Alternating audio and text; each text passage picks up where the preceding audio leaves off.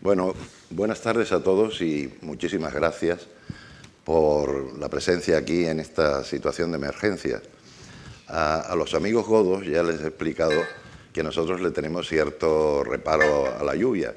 Yo exageraba con una anécdota de mi infancia. Mi madre me decía cuando llovía: niño, duerme, duerme, que hoy no vas al colegio, está lloviendo, ¿no? Entonces, las cosas han cambiado. Ahora yo creo que aunque sea con botas de agua se va al colegio, pero no deja de ser hoy una tarde muy especial y, desde luego, a pesar de todo, nos encontramos muy satisfechos de encontrarnos con un público que está bien para un acto de estas características y para escuchar a nuestros amigos conversar sobre los medios de comunicación en la era digital o los medios de comunicación en la red, ¿no? O sobre la nueva realidad de los medios de comunicación, contando con la nueva realidad de la red y eso que hemos ido siguiendo de los nuevos comportamientos culturales, en lo que tanto influye en la situación de la comunicación y la situación de los medios. Y yo incluso les pediría que nos hablaran no solo de los medios digitales, sino también de las consecuencias que tienen los medios digitales sobre los medios escritos y cuál es el futuro, en la opinión de ellos, de los medios escritos. Yo creo que han sido muy presentados a través de los carteles, los programas del Otoño Cultural de Caja Canaria y, desde luego, Montserrat Domínguez es suficientemente conocida como para que yo les venga a contar a ustedes que ha pasado por todos los medios de comunicación, quiero decir, por todos los medios de comunicación, no por todos los medios, sino por la televisión, la radio, no quiero decir por las marcas concretas, sino, a pesar de todo, ha estado en Telecinco, en Canal Plus, la han visto ustedes, y además en programas de muy diversa naturaleza. Ella es una informadora extraordinaria, pero es también una analista de la realidad, y además en eso, con Guillermo Altares, tienen en común que son dos personas que han trabajado en distintos ámbitos de la información y que han llegado también a la información cultural, a la información social. En el caso de Guillermo se ha ocupado mucho especialmente de la información internacional. En la actualidad, pues todo el mundo sabe que Montserrat Domínguez dejó de dirigir A Vivir que son 2 días para pasar a dirigir The Huffington Post. Lo digo siempre mal, porque después de decirlo de broma, como lo hemos dicho siempre de broma, lo digo siempre mal. Y además Guillermo pues, vivió los momentos iniciales del país digital y fue responsable durante un tiempo de este medio del periódico. Tiene experiencia en ese campo y tiene también una capacidad de análisis de esta nueva realidad de los medios de comunicación en la era digital. Bueno, todos ustedes saben cómo se produce este ciclo, cómo se ha producido siempre, en una conversación entre ellos, y que yo soy aquí un mero testigo de guardia por si en algún momento me necesitan que les sirva el agua, por ejemplo. Pero y ya les he advertido que yo no quiero hablar y no va a ser necesario, porque ellos son capaces de establecer un diálogo estupendo, un diálogo que siempre empieza con el monólogo de alguno de ellos, porque siempre empieza con un discurso inicial genérico, ¿no?, sobre el tema que nos ocupa, en este caso los medios en la era digital, o quizá pueda hablar ella de la experiencia actual, de su propia experiencia actual en su periódico, pero en definitiva pueden comenzar por donde ellos quieran y estoy seguro de que será una conversación amenísima a la que al final ustedes con sus preguntas se podrán incorporar. Bueno, bienvenidos, ¿eh? Gracias. Muchas gracias. Vamos a aplaudirles. Bueno, empieza Monse. Empieza Monse. Me toca a mí. Bueno, pues muchísimas gracias, Fernando, por invitarnos. Gracias a todos por venir en esta tarde de perros. Yo lo agradezco especialmente porque estoy además con un catarrazo espantoso. Ya me hubiera gustado a mí que en Madrid, por ejemplo, no nos hubieran dejado ir al cole porque llovía. Porque es verdad que levantabas por la mañana y decías, mamá, está lloviendo, no debería ir al cole, ¿no? Pero no había manera. Bueno, pues lo agradezco especialmente y yo espero, Fernando, que sí que sea un triálogo, ¿no? Porque es interesante que nos pongamos a Guillermo. En algún momento, si veo que alguien pone cara de preguntar algo, lo interpreto y lo hago. A Guillermo, al que le he leído con fruición a lo largo de sus distintas responsabilidades, ahora tengo además la suerte de estar trabajando en el mismo edificio, con lo cual nos encontramos mucho y comentamos mucho, nos seguimos en Twitter, comentamos mucho la actualidad, pero es verdad que esto es una oportunidad fabulosa para dejar el móvil, desconectar y en vez de estar pendientes de la última hora que nos tiene un poco cogidos presos a todos y nos lleva poco menos que con el arado, ¿no? Venga, a toda velocidad, poder compartir con todos ustedes algunas reflexiones sobre algo que a nosotros nos parece fascinante y yo no sé hasta qué punto se convierte en una conversación exclusivamente de periodistas, cuando yo creo que es una conversación realmente social. O sea, a mí me preocupa como ciudadana, me interesa y me inquieta en el mejor sentido, yo no soy nada apocalíptica en ese aspecto, todo lo que está ocurriendo y me considero muy afortunada porque viniendo de los medios tradicionales, de la radio, de la tele, de prensa escrita, de periodismo de agencia, estoy teniendo la oportunidad a mis años ya de reciclarme y de hacer un máster en lo que son las nuevas formas de comunicar que nos vienen, a los que nos arrastran las nuevas tecnologías. Yo creo que pocas veces en la vida uno se encuentra con algo tan disruptivo, que es una palabra que odio, pero cada vez se escucha más porque es verdad que rompe con todo lo que hasta ahora dábamos por bueno. Nosotros íbamos innovando en la tele, en la radio, íbamos haciendo pequeñas cositas, pero nunca hasta ahora nos hemos encontrado con un cambio tan radical que arranca de raíz los principios de lo que era la industria, no tanto del contenido, pero sí de la industria, de la manera de acercarse a los ciudadanos, a nuestros lectores, a nuestra audiencia, y nos obliga a ponernos delante de un espejo y a replantearnos quiénes somos como periodistas, qué estamos haciendo mal y sobre todo qué es lo que quieren nuestros lectores de nosotros. Porque eso, Willy, Fernando, o sea, nunca hasta ahora hemos sabido con la certeza que tenemos ahora quién nos está leyendo, cuánto nos está leyendo, si les gusta o no les gusta, pero además en tiempo real prácticamente la información que hemos publicado. En la tele teníamos y tenemos todavía las audiencias al día siguiente, pero ya saben que eso es una pequeña muestra, que no es realmente una muestra real.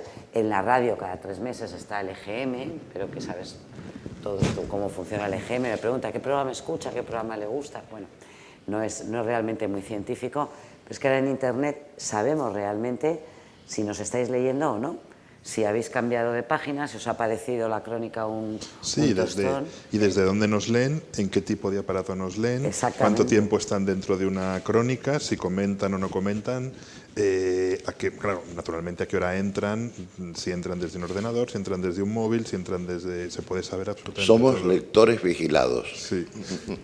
No, al contrario, los periodistas somos los que estamos vigilados. Las dos cosas. No, yo de todos modos lo que sí creo, o sea, no es por llevar la contraria al motivo de esta tarde, siempre creo que el periodismo y la técnica han ido unidos, siempre.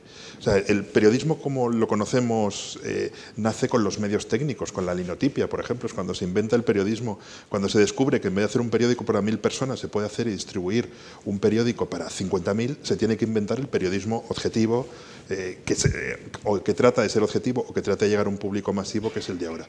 Recuerdo haber leído en un libro muy divertido de Manuel Eguineche sobre el nacimiento de ese periodismo, que contaban que un periodista que cubría la guerra mexicano-estadounidense, cuando se inventó el telégrafo, le parecía indignante tener que dictar sus crónicas. Decía, pues a mí lo que me gusta es escribir y tardan 3 meses en llegar por caballo, y le parecía que eso iba a destruir su forma de trabajar.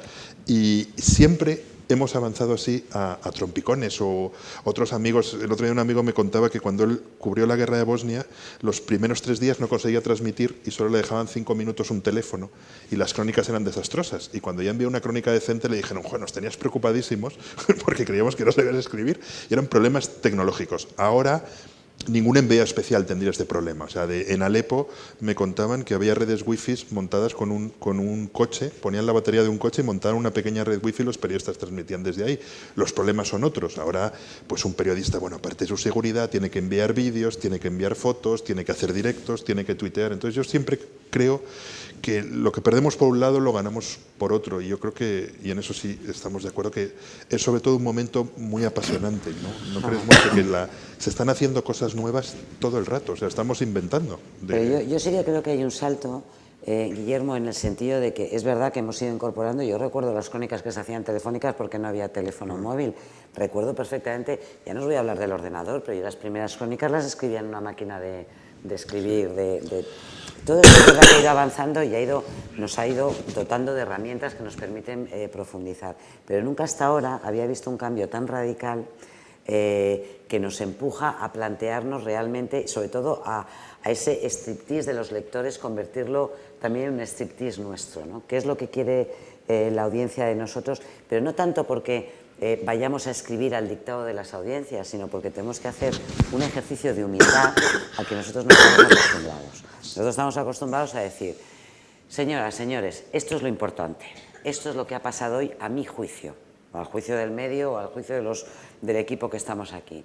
Ustedes tienen que saber que la noticia más importante que ha ocurrido hoy es la declaración de guerra o el reconocimiento del Estado palestino por parte del Parlamento o la epidemia de ébola que se extiende. Esta es la noticia más importante. Y luego hay otras noticias que ustedes tienen que conocer, que son esta y esta y tal.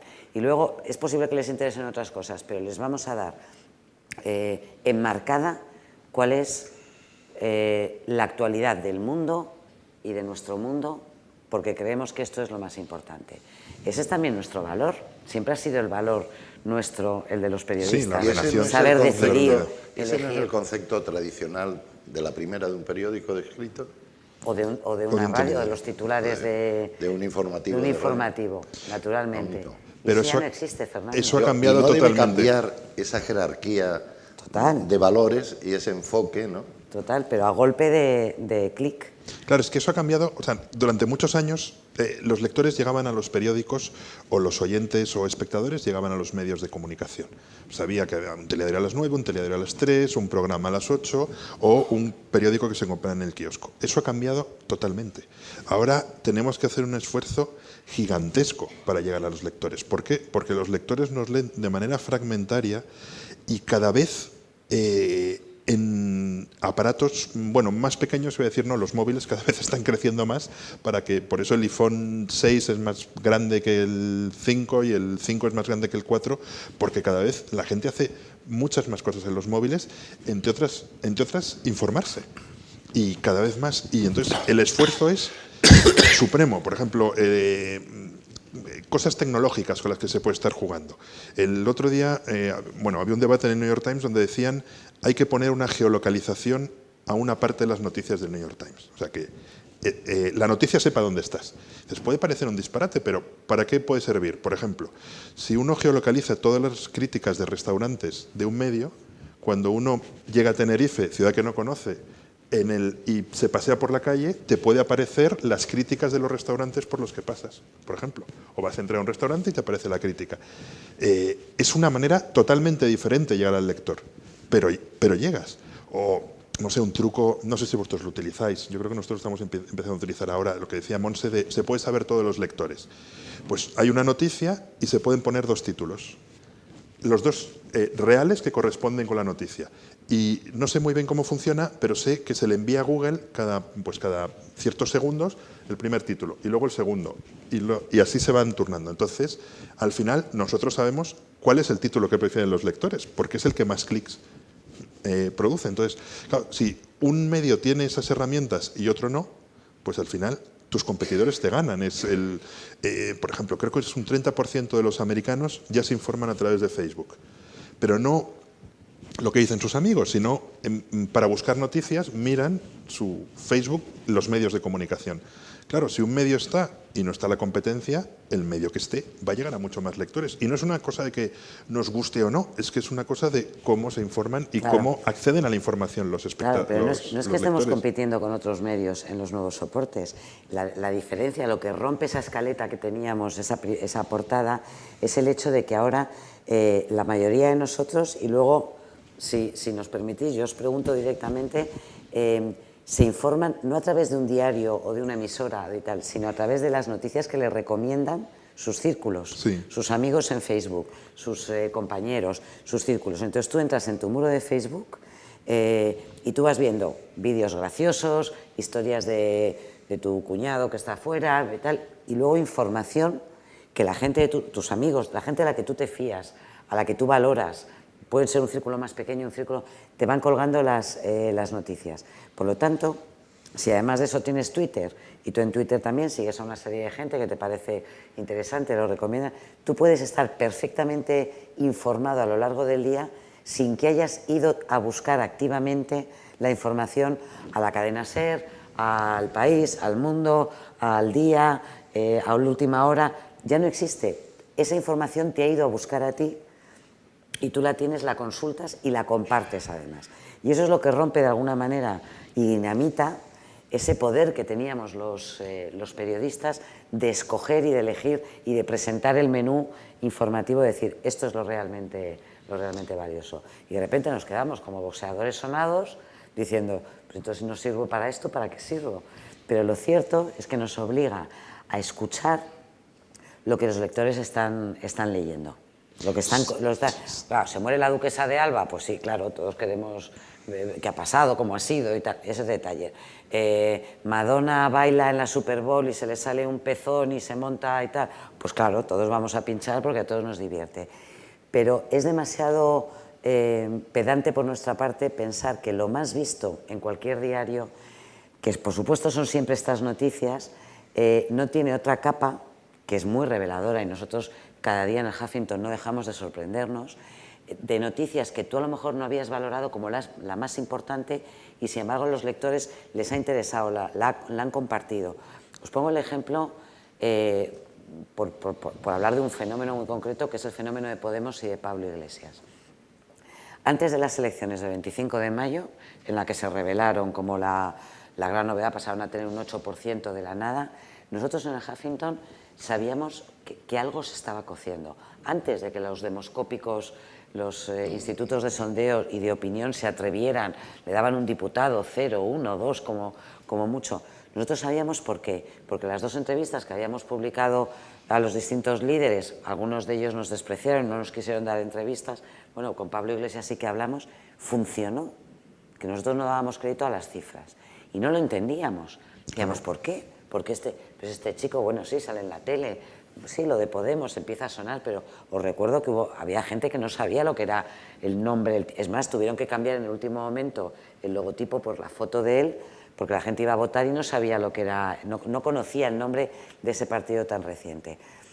Bueno, lo que te dan las estadísticas, que en el fondo no es más que la suma de un lector más otro, más otro, más otro, te empuja a decirte, oye, espabila, que no te estás enterando de lo que está ocurriendo, te estás fijando en los partidos tradicionales y tal, pero por debajo nosotros queremos esta información porque es la que nos interesa. Y en el fondo es una lección es una buena terapia antipedantería, ¿eh? Ver cada mañana, pero, Willy, la lista de lo más leído. Y luego es democratización de la información. Sí. Quiero decir, porque eso tiene también sus riesgos. Quiero decir, tiene los riesgos de que la opinión, que puede ser muy amplia, a veces puede ser, no digo en este caso, que me has puesto un caso concreto, quiero decir en general, una opinión muy distorsionada. Yo a veces he probado a poner en Facebook una broma o una pequeña reflexión con 2 fotos y tal, y a continuación se inicia un debate que va cada vez a peor, en el que yo ya no vuelvo a intervenir, pero sigo, y va cada vez a peor, y cada vez recopilo más disparates, ¿no? Entonces, no tiene esa ventaja extraordinaria de la ampliación de la información, de la opinión y tal, y la integración de la opinión, pero también de la proyección de opiniones descabelladas. Sí, sí, porque uno de los grandes cambios es que, digamos, que antes de esta revolución tecnológica que estamos viviendo, el poder de llegar a un público muy amplio solo lo tenían los medios de comunicación. Ahora no. 2 personas en su casa graban un vídeo de YouTube gracioso y se pone a encontrar con que 3 millones de personas lo han visto. Todo el mundo emite información y puede llegar a mucha gente. Y nosotros tenemos que ser conscientes de eso, pero también trabajar con ello de una manera seria. Por ejemplo, la primera vez que un gran medio de comunicación utilizó Twitter como fuente de información y provocó un debate gigantesco fue en la BBC ¿os acordáis del asalto en Bombay a un hotel? Sí. Claro, era un follón descomunal. Y de repente los de la BBC se dieron cuenta que mucha gente desde sus habitaciones del hotel estaba mandando información en Twitter. Entonces, claro, fue un paso gigantesco que provocó un debate enorme. Alguien dijo que estaba jugando a la ruleta rusa con sus principios periodísticos, pero que ellos decían, si es que tenemos un chorro de información que sale de ese hotel al que es imposible llegar de otra manera. Porque claro, no cortaron el wifi y con las redes 3G la gente estaba enviando. Entonces, claro, ¿qué es lo que hacían? Verificar, comprobar, tratar de buscar todo lo posible, todos los datos posibles para saber que ese señor estaba en el hotel, buscaban su nombre, trataban de hablar, o sea, no lo cogían al azar, sino que trataban de hacer todo un proceso de verificación para llegar a eso. Pero es una fuente de información que no se podía descartar, que no podemos descartar. Entonces, claro, la manera de luchar contra los peligros de ese exceso, yo creo que es ser lo más serios posible. O sea, cuando yo he querido informarme de si la alerta está naranja aquí, he mirado los tweets de la policía.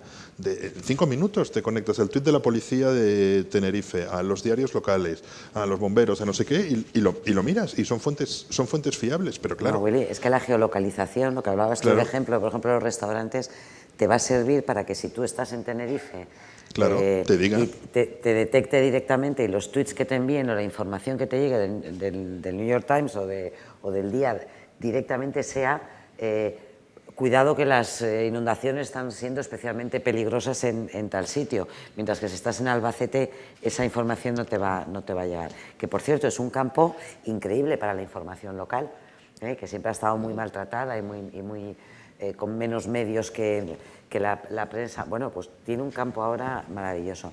Pero sí, fijaos, claro, yo creo que hablamos... Entre otras cosas, la prensa escrita se ha convertido en global.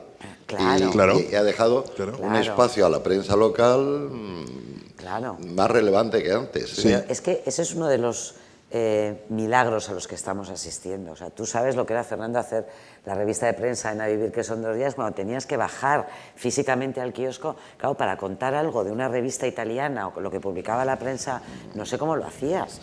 Yo todavía lo hacía, y había kiosco, pero ya teníamos los medios online.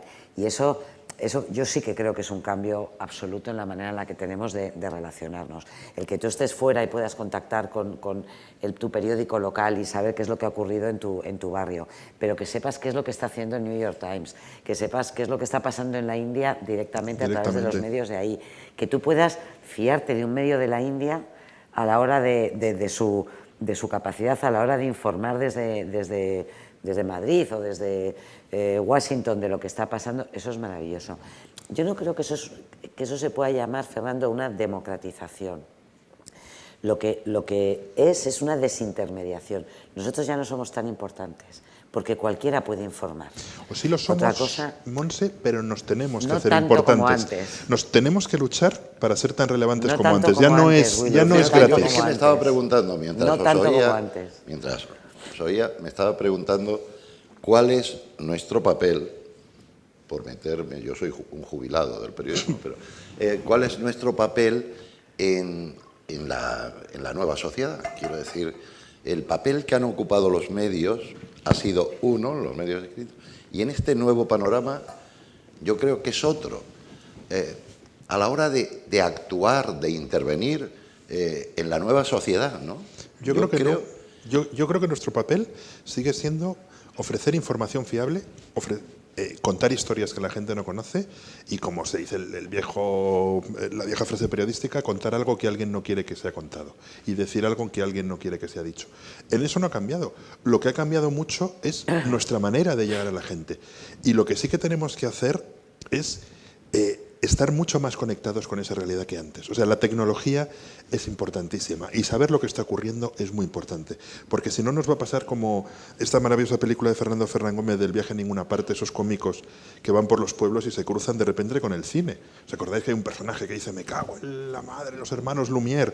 Porque se da cuenta que hay un, claro, que su oficio está desapareciendo. Entonces, si nosotros no queremos ser absorbidos, pues tenemos que cambiar y sin que cambie la esencia. Si la esencia era llevar entretenimiento a los pueblos perdidos de Castilla, pues ya el teatro no era lo mismo. Y luego todo es cíclico, porque ahora mismo la Gran Vía tuvo teatros, ahora tuvo cines y ahora vuelve a tener teatros. Entonces, yo creo que en eso, o sea, la esencia de nuestro oficio no ha cambiado. Suscribo 100% lo que has dicho, completamente de acuerdo. Contar lo que nos pasa, contar lo que nos preocupa, contar lo que nos interesa y lo que alguno no quiere que cuente.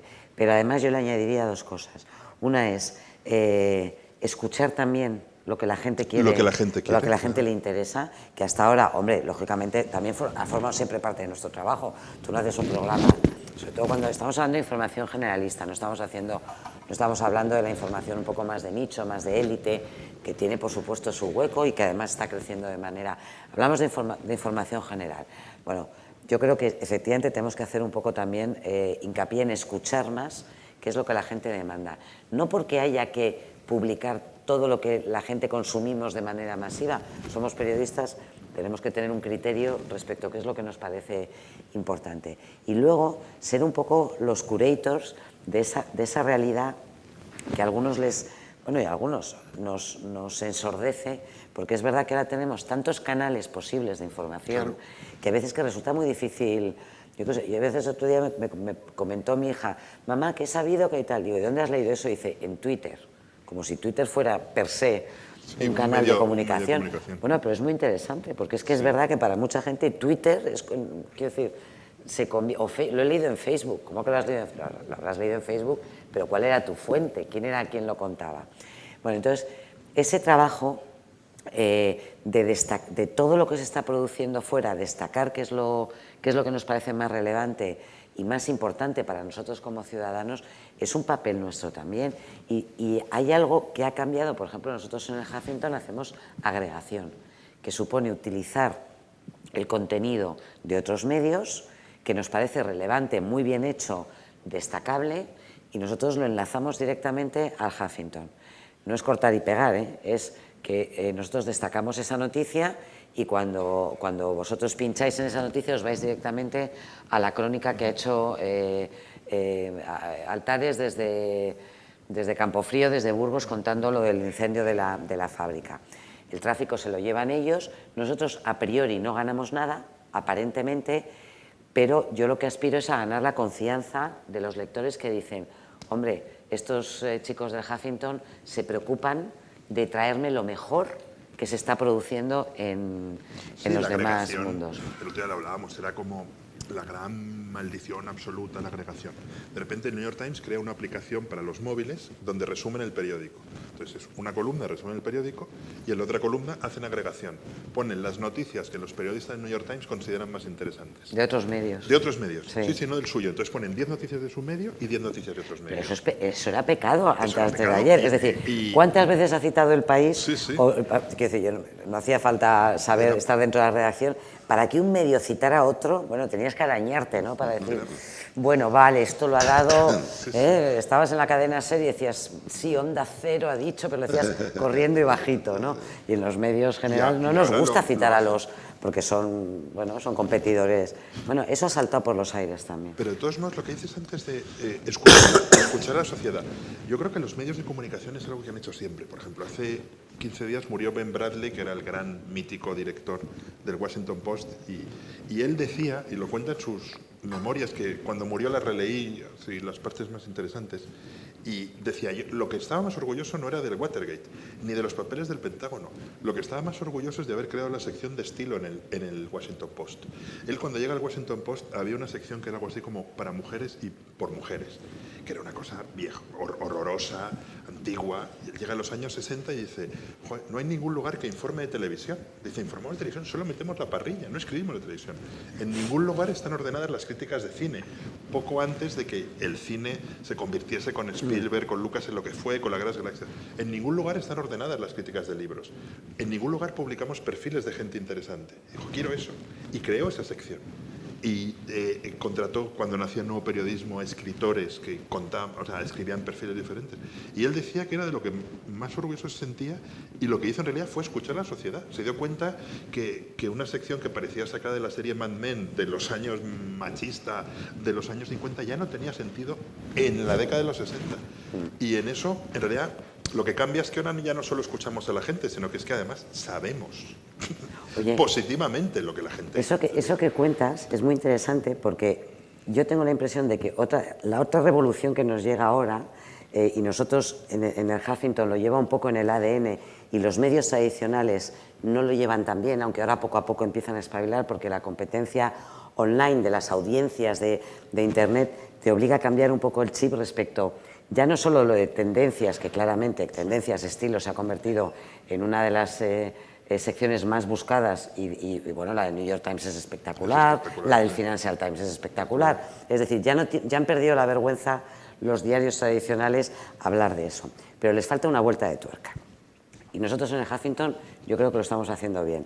Hemos aprendido mucho de nuestros hermanos mayores, de nuestra casa madre, que es la información cotidiana, escrita desde la emoción y desde la experiencia personal, sin ningún interés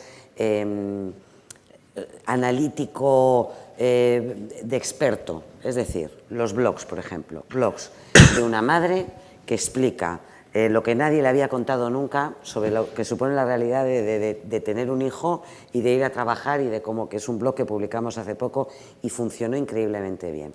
¿Por qué funcionó bien? ¿Eso es periodismo? No. Vamos a ver, no nos vamos a engañar.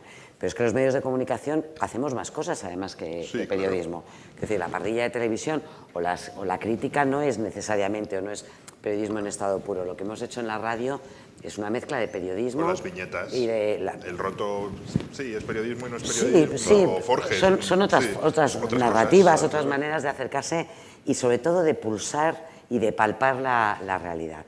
Bueno, eso es también un cambio brutal en lo que estamos haciendo en los medios. Nosotros lo que hacemos es invitar a la gente que tiene algo interesante que compartir a que escriba con nosotros.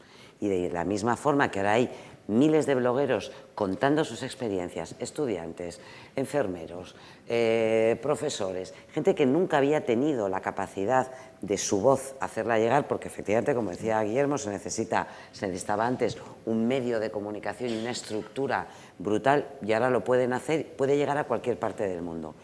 Nosotros hacemos una cosa híbrida. Buscamos contenidos que nos parecen interesantes, es decir, que informativamente tienen un valor, y buscamos gente que no son profesionales de la comunicación, pero que tienen cosas interesantes.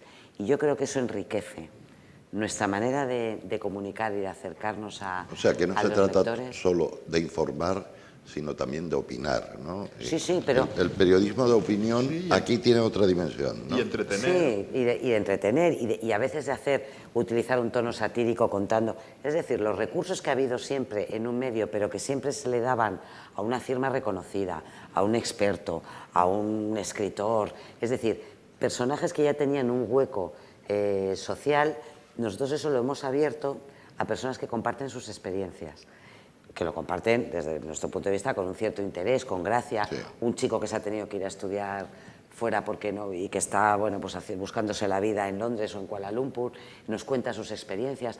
A lo mejor no es el mejor escritor del mundo, Fernando, pero tiene un valor, tiene una emoción, Yo a veces encuentro en las cartas al director Claro, del diario claro.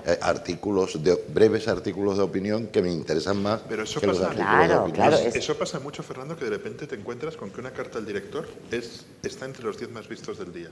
Sin que te lo esperes. Exactamente. Aparece, eso lo hacen los lectores.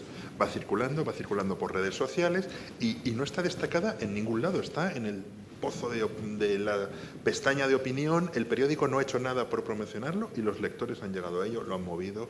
Eso es interesantísimo. Claro, También bueno, son como las curas noticias de humedad, zombies. como las noticias zombies. Las sí. noticias zombies, ¿sabéis qué lo llamamos nosotros así? Porque son noticias que de repente resucitan.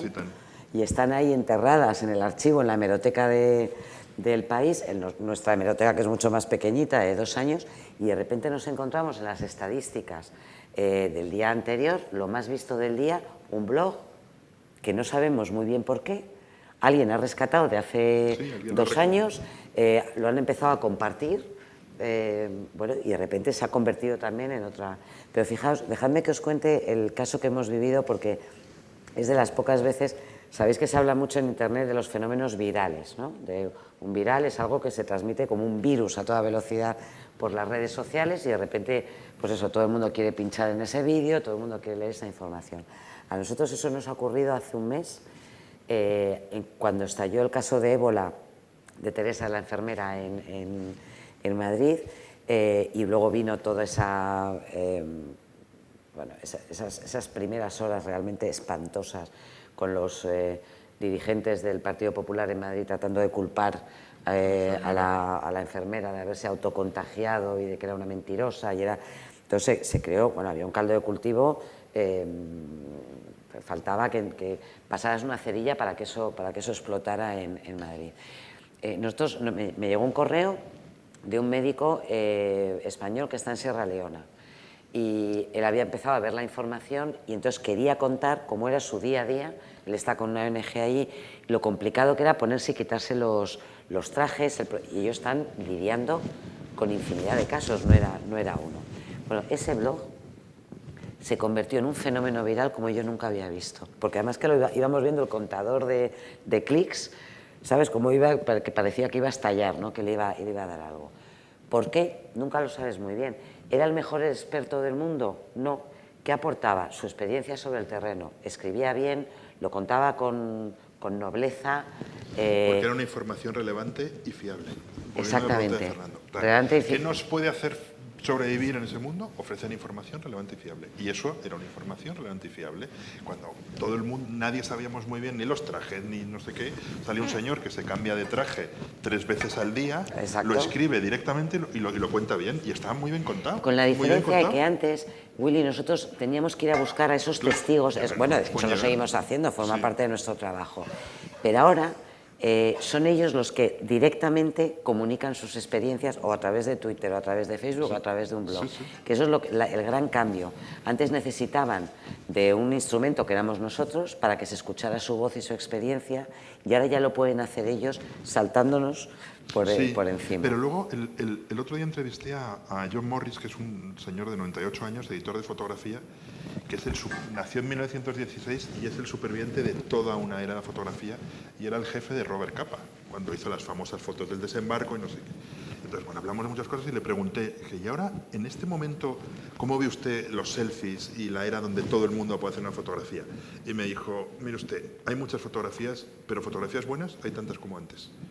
En eso no ha cambiado. Desde el desembarco en Normandía hasta ahora, al final, los grandes medios publican grandes fotografías hechas por grandes fotógrafos, por fotógrafos profesionales. Y es verdad que en medio de la inundación de fotografías, al final, la relevante muchas veces es la de un profesional, aunque hay veces que no. Hay veces que ha habido acontecimientos donde ya la foto más importante no la toma un periodista, la ha tomado alguien que estaba por la calle. Claro. Eso es curioso porque hay una crítica y un miedo permanente en nuestra profesión a si nos vamos a convertir un poco en monos de feria, ¿no? Porque ahora es verdad que un periodista joven, y la redacción nuestra está compuesta por chicos que han nacido en Internet y lo manejan muy bien, y entonces manejan foto, vídeo, porque Internet es multimedia. Voz, tienes que aprender a cortar, tienes que aprender a editar. Y hay muchos de la vieja escuela que se resisten a pensar que un periodista pueda hacer bien todo. Y obviamente es imposible hacer bien todo, pero es que siempre ha sido así, ¿eh? Y ahora yo a los más jóvenes y a la gente que tal les recuerdo, y fíjate, curiosamente de eso, Fernando, sí que me sirve mi experiencia pero yo a veces me pregunto, ¿yo qué pinto en esta redacción? ¿Sabes? Si son todos 20 años más jóvenes y vienen con otra frescura y con otra rapidez. Bueno, la experiencia en radio y en la tele, que son muy multimedia también y que han evolucionado. La radio, sobre todo. Claro. Y la tele antes estaba muy pegada a la imagen y luego se fue acercando a la radio. Cada vez se hacían más conexiones aunque no hubiera imágenes. Es decir, todo se ha vuelto más multimedia. Y ahora un periodista joven que quiera salir adelante en nuestro mundo tiene efectivamente que aprender a utilizar todos esos recursos, pero no porque sea periodista, es que él ya lo hace en su casa. Todos grabamos vídeo, todos cogemos fotos. Mi hija hace unos montajes, mi hija tiene 14 años, unos montajes de vídeo que yo me quedo pasmada, por supuesto de sus amigas, pero ¿quién te dice que no lo puede desarrollar? Luego, no estamos pidiendo nada raro, estamos pidiendo a los nuevos periodistas que utilicen las herramientas que utilizamos todos en nuestra vida y que las incorporen a la pieza y que exploremos nuevas formas, nuevas narrativas, llamamos nosotros, que en definitiva son nuevas formas de acercarnos a nuestros lectores. Estaba pensando en un amigo mío de ABC, Miquel Aristarain, que cubre guerras en Oriente Próximo. Miquel graba vídeos, hace fotos, transmite crónicas, hace crónicas para ABC, crónicas para la ETV. Claro, es que antes decías, tú haces una foto y tenías que revelarla. Ninguno tenemos la más leve idea de revelar, a no ser que seas un fotógrafo profesional. Pero claro, ahora mismo tú haces, una foto con un móvil tiene calidades que se puede publicar y está hecho con una cámara buena, también puedes hacer una foto. Claro, luego es verdad que existe la mirada, que si trabajas un fotógrafo y un plumilla, como decimos, vas a ver muchas más cosas porque vas a dos. Pero claro, si se puede hacer, si tú tienes una noticia delante y tienes una cámara de fotos, ¿no la vas a hacer? O un vídeo, si cada vez los lectores siguen más los vídeos. Bueno, pero no solamente en casos aislados. Nosotros utilizamos muchísimo contenido de las redes, es decir, lo que se llama no quiero utilizar palabrejas de estas, pero es verdad que el user generated content, que es el contenido que generan los usuarios, yo creo que cada vez es una tendencia cada vez mayor. O sea, no solamente utilizamos la información profesional de las agencias y de los medios tradicionales, sino lo que nos aportan los ciudadanos a través, por ejemplo, de los móviles. Tanto para hablar, por ejemplo, de una inundación gravísima que ha provocado un corrimiento de tierras en un lugar donde no han llegado las cámaras de televisión, donde no hay periodistas profesionales, pero también para compartir vídeos divertidos, para hacer esos montajes que se hacen en Twitter realmente desternillantes sobre asuntos de actualidad. Es curioso porque ahí también estamos viendo cómo se rompe la seriedad tradicional de los medios, que pasabas tantos filtros antes de poder publicar, y ahora hay toda una corriente de ese tipo de contenidos. Unos a veces son más serios, otros son, o por ejemplo a la hora de informar de una manifestación o de unos incidentes graves, con ciertas garantías, tratando de geolocalizar, que quien te envía un tuit diciendo la policía ha cargado contra los manifestantes, efectivamente está allí, es decir, no te están mandando un correo, porque hay veces también que te pueden manipular, ¿no? Te pueden colar una fotografía de unos disturbios de hace 10 años, ¿no? Tratando de crear follón. Bueno, eso le da un valor también a lo que nosotros hacemos, enriquece nuestro trabajo, desde mi humilde punto de vista. Por ejemplo, el tsunami de Japón, esas imágenes de la ola negra y con los barcos, la gente con un móvil, que se subió a un monte y lo grabó. Y era increíble, fue la primera vez que realmente vimos un acontecimiento, porque del tsunami este terrorífico que provocó, que eran 200.000 muertos o algo así, una burrada.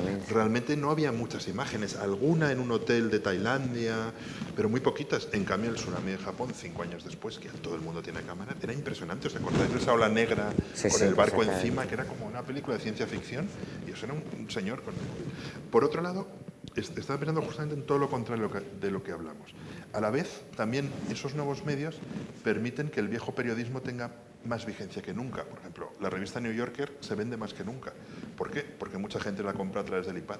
Entonces, ellos han cambiado, obligan a sus periodistas a hacer blogs, si ocurre una noticia importante, a escribir sobre ella en el momento, les hacen tener conversaciones con los lectores cuando es relevante, tienen que tener Twitter, o sea, les dan un perfil donde entran en este nuevo mundo y a la vez a Jolie Anderson o David Remnick le dan 3 meses para escribir un reportaje sobre República Centroafricana, que antes parece una tontería, pero no lo es. Antes comprarte el New Yorker en Madrid era muy difícil de conseguir y carísimo. Había en 2 VIPs y en un kiosco a la Puerta del Sol y costaba 10 euros.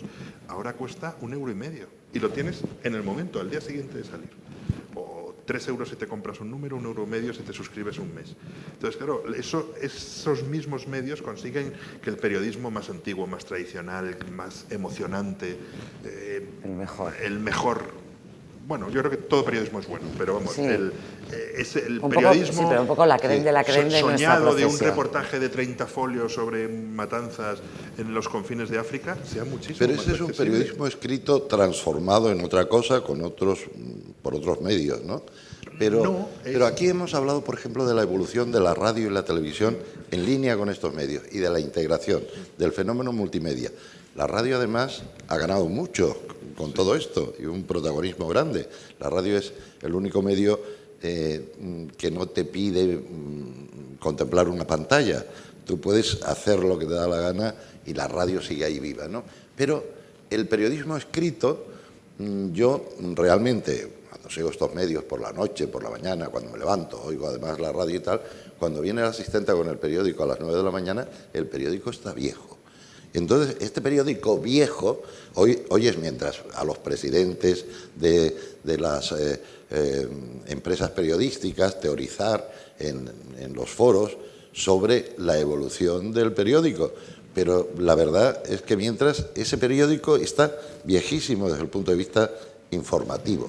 Entonces, El papel. El papel. Pero entonces, yo creo que está ya obligado a convertirse en un nicho de mercado, lo que los economistas llaman nicho de mercado, y por lo tanto es una cosa selecta para un grupo Gourmet. con artículos, Algo gourmet, una artículos de delicatesse, opinión, sí. periodismo de Pero investigación, eso es lo que ha sido siempre el una Financial cosa Times. distinta. Pero ¿por qué no? Eso no pasa. Pero Quiero decir, el no ejemplo, acaba el ejemplo pasando. del New Yorker es clarísimo. Es decir, el comprar, hay un placer físico en leer el New Yorker, en ver las portadas, en pasar las páginas. Pero en el iPad... Pero ese placer físico no va directamente, no está vinculado al contenido, está vinculado a, digamos, el envoltorio. Si yo tengo ahora el envoltorio en el iPad, que tiene un diseño precioso, como lo hacen, es decir, es que es perfectamente compatible. El New Yorker nunca fue una revista de gran tirada, pero por poner ejemplos más concretos, o sea, tú lees Babelia en papel un fin de semana que te apetece leer, bueno, tiene su encanto también, pero es que Babelia acaba de salir en iPad y tiene un diseño francamente agradable también, con lo cual es perfectamente compatible, pero es verdad que el papel, que es tan caro de producir y tan caro de distribuir y tan ecológicamente complejo, tiene los días contados porque hay una manera de distribución más sencilla, más económica, más inmediata. O sea, que asistiremos a la extinción del periódico más que a su transformación.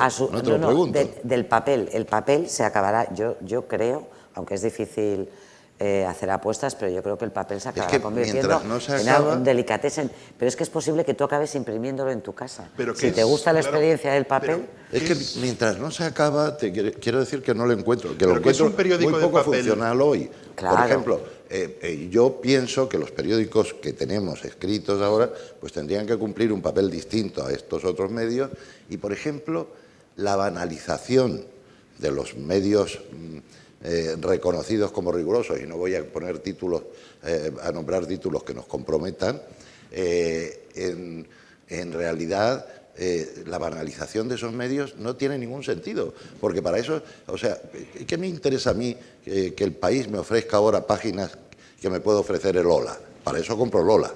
Entonces, no me parece que eso sea la transformación de esos medios, ni contribuya de ninguna manera. En realidad la ventaja del papel no es el papel, yo creo que es la finitud. Digamos, Internet es infinito y siempre decíamos que las páginas web, que había todo y los efectos de las páginas web eran interminables. En realidad el papel es que ordena en un número determinado de páginas, con un número determinado de secciones, lo que ha ocurrido ese día relevante o historias, el roto, no sé qué. Es finito. Uno sabe que un periódico de papel, en una página web, uno puede estar en Twitter, puede estar trasteando horas y horas y horas. No, un periódico de papel bien leído se tarda tanto tiempo. Si le quitamos el papel y conservamos la finitud, sigue siendo lo mismo, si no cambia el formato. Claro. Tú lo puedes leer en una tableta, lo puedes leer en un móvil, pero lo importante es que los periódicos seamos capaces de ofrecer un producto finito, ordenado y relevante. Que se imprima en papel o no, yo creo que eso no cambia, ya estoy con Monse. Pero, en cambio, con los libros nos estamos llevando una gran sorpresa. En vez de todos pensamos que íbamos a leer que los libros iban a desaparecer y las estadísticas dicen exactamente todo lo contrario. El mercado del ebook no despega. Los lectores, el libro es un aparato tan perfecto, vamos, el libro de papel es un aparato tan perfecto y tan maravilloso que los lectores no quieren cambiarlo. En cambio, en papel y una tableta, yo no creo que haya mucha diferencia. pero fíjate una cosa, Fernando, si tú te imprimieras ahora todos los contenidos que tiene elpaís.com, necesitarías una carretilla, ¿vale?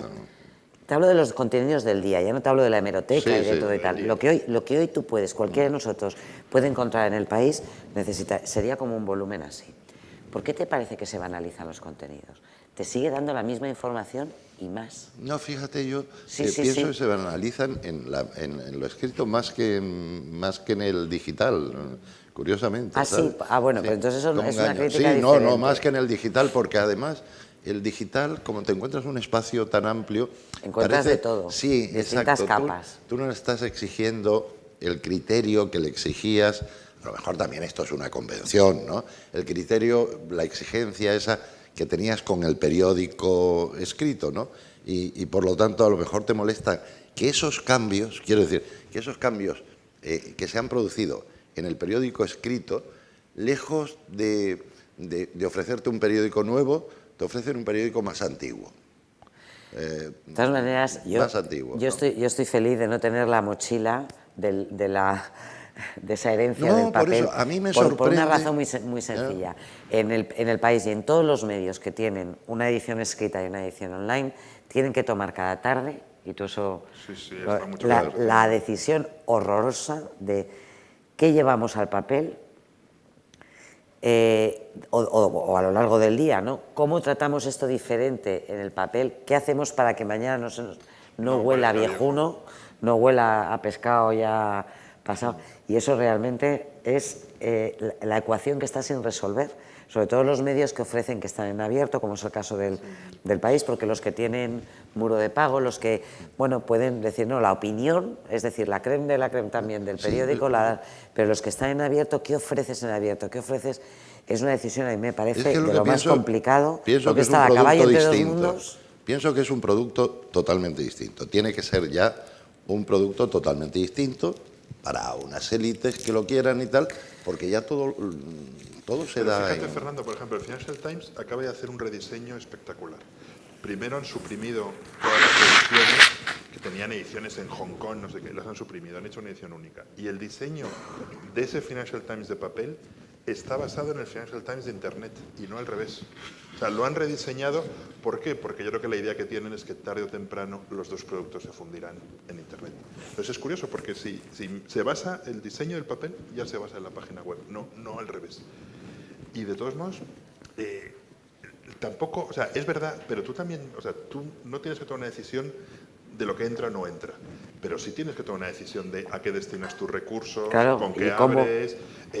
Internet es falso que no tenga cierres. Internet tiene momentos de tráfico importantes, por la mañana, cuando la gente está más libre, o sea que tú también tienes tu deadline. Sabes que si una noticia no está bien dada a las 8 de la noche, el tráfico cae y pierdes tráfico. O sea que en eso yo sí que creo que la esencia no cambia, pero que siempre nos hemos tenido que adaptar a un mundo nuevo. Y totalmente, y en la radio y la televisión muchísimo, pues hablando con Javier del Pino, los tres habéis hecho el mismo programa, no se escucha igual. Ahora mismo mucha gente escucha la radio y elige lo que quiere escuchar a través de podcast, a través de la página web. Ya no pones la radio y escuchas un programa, sino que ya no, si te pierdes hora 25 porque estás haciendo no sé qué, lo puedes escuchar luego. Puedes escuchar los fragmentos que te interesan. Si te aburres, pasas al siguiente. Y eso con la televisión, con las series, con televisión todo. es igual. Todo. Realmente los chicos se pueden programar, digo los chicos, porque son los que mejor manejan estos medios. Un chico entra con su ordenador a su habitación y puede organizarse su programación completa. Claro, mis ¿no? hijos no ven la Claro. tele.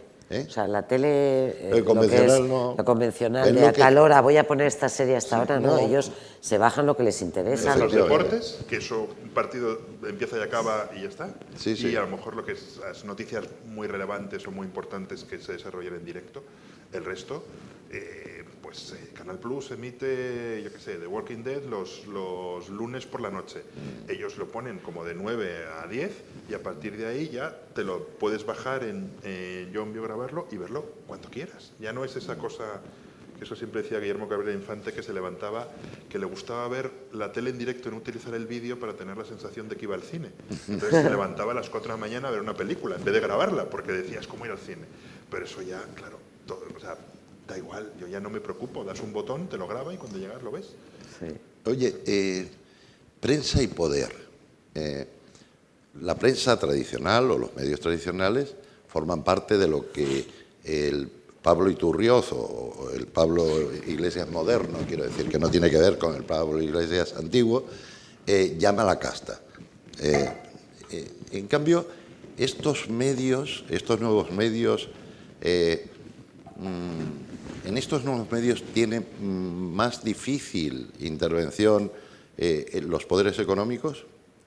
Bueno, Entendiendo por poderes económicos las propias empresas informativas relacionadas con Es con que la casta. Uno de los grandes cambios fundamentales que estamos asistiendo, y yo creo que eso es en general una gran noticia para los periodistas, sobre todo para compensar la sensación que tenemos de fin de siglo, ¿no? Se derrumba la De industria. época, ¿no? Sí. Bueno, jamás habíamos tenido la posibilidad de 4 colegas bien avenidos montar un medio de comunicación con tus propios recursos y ponerlo utilizando distintas fórmulas, porque obviamente se necesitan pelas como en todo. Y pues, por supuesto, cuanto más periodismo quieras hacer de más calidad, más alcance quieras tener, más dinero vas a necesitar. O sea, la idea de una cosa gratuita, utilizando exclusivamente los recursos, eso no es exactamente así. Aunque es verdad que ahora podemos hacer cosas que eran impensables, pues eso, en una televisión, en una radio. Tú ahora puedes emitir en directo una emisora que te montas en tu casa en 3 minutos, y si te va muy bien, te puedes convertir en la radio más oída del país. ¿Por qué no? Todavía necesitas las antenas, la distribución. Eso Internet lo ha roto, igual que ha roto lo que era la Sí, distribución pero eso tradicional. contribuye a una nueva realidad social. Y en la ¿no? televisión igual, es decir, tú fíjate lo que se necesita, el capital que se necesita para montar una televisión. Tú ahora ya puedes grabarte en tu casa y lanzar al mundo, incluso en directo, lo que estás haciendo. Entonces, ¿eso qué significa? Que hay unidades de negocio más, porque aquí sí que estamos hablando directamente de industria y de negocio, más pequeñitas, disculpadme la voz, por favor, porque esto va La tienes peor. preciosa. Más pequeñas que por tanto no necesitan tantos recursos. Vas a necesitar recursos en cualquier caso, ya sea o porque la gente pague, o porque los socios den dinero, o porque una fundación, pero sí es verdad que te permite una agilidad que no tienen los gigantes, que están encima con el sobreesfuerzo de una crisis económica que les ha hecho más y más dependientes de los poderes económicos, ¿no? De los bancos directamente. El caso Wikileaks, digamos, Assange consigue... Sube un poco más la voz, porque no sé, ¿se le oye bien? Es que me ha dado la impresión de que no se te oía muy bien. Ahora sí, es que se me ha caído el micrófono. Assange consigue Wikileaks. Entonces, el primer papel, digamos que es el vídeo del helicóptero, lo hace él con unos amiguetes, lo pone en la web y tiene un impacto enorme. Eso lo pueden hacer un grupo de 10, 15 personas, digamos. Periodismo guerrillero, sí es periodismo que no está claro que lo sea, pero hacen 10-15 personas. Pero claro, cuando se encuentra con la montaña de papeles, por ejemplo, en los cables, tiene que recurrir a los medios tradicionales, claro, que tienen periodistas formados, que saben lo que es, expertos en defensa, expertos en política internacional. O sea, claro, al final Wikileaks, que era como el ejemplo de medio guerrillero, tuvo que recurrir al New York Times, al País, al Spiegel, al Le Monde, a los grandes, al Guardian, a los grandes medios del mundo, porque no era capaz de gestionar esa información. Y en cambio, esos medios sí tenían periodistas preparados, expertos en esos temas, gente que llevaba muchísimos años manejando ese tipo de información y fueron capaces de convertirlo en lo que es. Entonces, lo bueno es la convivencia. O sea, la democracia es que los medios conviven. Pero también tienes ataduras. Quiero decir, Claro, eso eso no es podemos, indiscutible. es decir, Claro, si tú tienes un cable de Wikileaks Claro. que te dice el embajador de, español en Siria hizo tal cual, antes de publicarlo, como haría un periodista responsable, hablaría con el gobierno, hablaría para contrastar y te dicen, mira, no publiquéis esta información porque esto nos deja desmantelada nuestra red de información, de informadores, ahora que tenemos... Bueno, ese tipo de... que eso es un ejercicio responsable, se puede transformar directamente en una extorsión. Es, oye, aquí te aparecen los correos de Blesa, que había tarjetas Black y tal, oye, no me hagas esto, que te retiro el apoyo o el crédito que tenéis que renovar dentro de un año, no te lo voy a renovar. Es decir, lógicamente, cuanto más grande, más necesidades y más capacidades tienes, y sobre todo cuando más atado estás, más dependes de los poderes fácticos, ¿no? De lo que tú llamabas la casta, pero bueno, lo que han sido los poderes de toda la vida. Por eso es tan importante que encontremos la fórmula para que nos vaya bien económicamente y no dependamos... o sea, dependamos de nosotros mismos y de nuestros Sí, de nuestros lectores. Cuanto más independientes seamos, porque funcione mejor el negocio, sin necesidad de... Más podrás pararle los pies a un anunciante que te dice, si publicas esta información no te meto publicidad. Bueno, el pago por Internet, una de las cosas claro, cuando muy dependes buenas, de uno, ¿qué le vas a hacer? una de las cosas muy buenas del pago por Internet, cuando funciona, es que te financian tus lectores. Y dependes ya real y directamente de tus lectores. O sea que eso sí que es muy, muy importante, porque si funciona el hecho de que la gente pague, que es, bueno, en algunos medios funciona muy bien. Ahora mismo el Financial Times ingresa más dinero por directamente gente que paga por leer el Financial Times en Internet que por otras cosas. Claro, el problema es que no sabemos cómo hacer dinero para el Financial Times, para el Economist, que son diarios especializados con un altísimo valor añadido. Claro, ellos tienen de alguna manera copado ese mercado. El problema es que eso no lo sabemos hacer bien con la información generalista. Entre otras cosas, porque hay un guirigay ahí, es decir, información. El País saca una noticia exclusiva y en 30 segundos la estamos replicando todos y está dando la vuelta al planeta, pero no necesariamente a través del País. Luego, es muy difícil la información general monetizarla, ¿no? Es decir, sacarle un rendimiento económico, porque es verdad que se convierte rápidamente, en cuanto la cuelgas en la red, en una información de libre uso y de que cualquiera puede usar. Entonces, Financial Times, que tiene es una información más especializada, digamos que tiene ha encontrado mejor cuál es su nicho o el público al que se... Pero para los que consumimos o para los que nos dirigimos a un público en general, es más complicado encontrar... Pero, por ejemplo, por citar un medio pequeño, El Diario, en Nacho Escolar, de repente tienen muchos más abonados de los que pensaban. Y son abonados que en realidad es gente... Porque lo único que te dan es como 10 horas de adelanto sobre el resto de las noticias y te mandan una revista trimestral.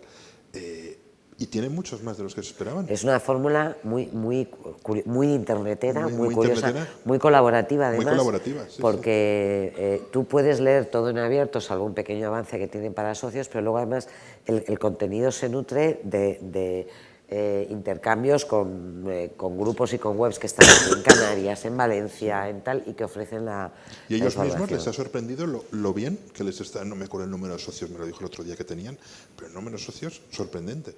Y gente que paga, creo que son 5 euros al mes, una cosa así, para apoyar. En realidad pagas para apoyar el proyecto, porque crees que tiene que existir y tiene que haber ese tipo de información. Hay proyectos que están funcionando bien y otros que con esas mismas premisas no están funcionando. Entonces, no acaba de resultar claro cuál va a ser, cómo se va a vislumbrar y desde luego donde hay un hueco, difícilmente vas a tener hueco para 5 más.